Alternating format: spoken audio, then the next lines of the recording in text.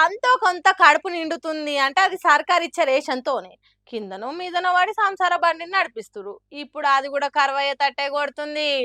ఒక దిక్కు పేదల గుండె సప్పుడు అసొంటి రేషన్ దుకాన్లు. ఇంకో దిక్కు డీలర్ల కష్టాలు.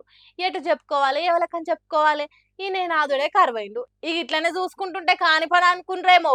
వచ్చే అక్టోబర్ 1 నుంచి రాష్ట్ర వ్యాప్తంగా రేషన్ షాపులు బంద్ అయితాయని డీలర్ల సంఘాలు పెద్ద బాంబు పేల్చిర్రు.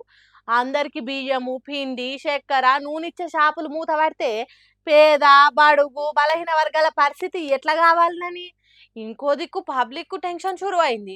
మరి ఉన్నట్టుండి ఎందుకు ఈ బంద్ అంటే డీలర్లకు రావాల్సిన కమిషన్ బకాయిలు నెలల తరబడి పెండింగ్‌లోనే ఉన్నాయట. ఎన్నిసార్లు అడిగినా పౌర సరఫరా శాఖ శవన పెట్టుడు లేదట. కాంగ్రెస్ సర్కారేమో ఎలక్షన్ల ముంగట అంత పొడుగుత హామీలు ఇచ్చింది. ఇప్పుడేమో ఏవి చక్కగా అమలు చేస్తలే. మాకు రావాల్సిన పైసలు ఎప్పటినుంచో అట్టకెక్కిచ్చిర్రు.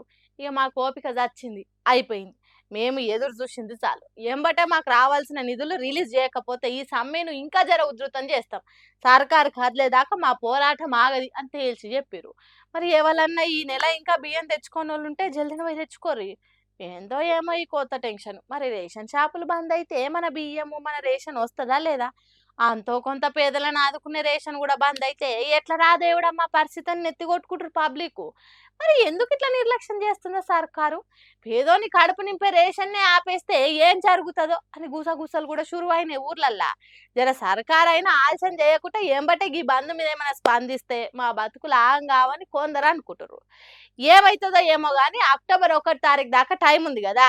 ఈ నెల రేషన్ తెచ్చుకోనోళ్ళు ఉంటే పోయి తెచ్చుకోర్రి. ఎందుకైనా మంచిది. బంద్ ఉన్నన్ని రోజులైనా అక్కరకొస్తది. ఏమంటున్నాం? ఆ?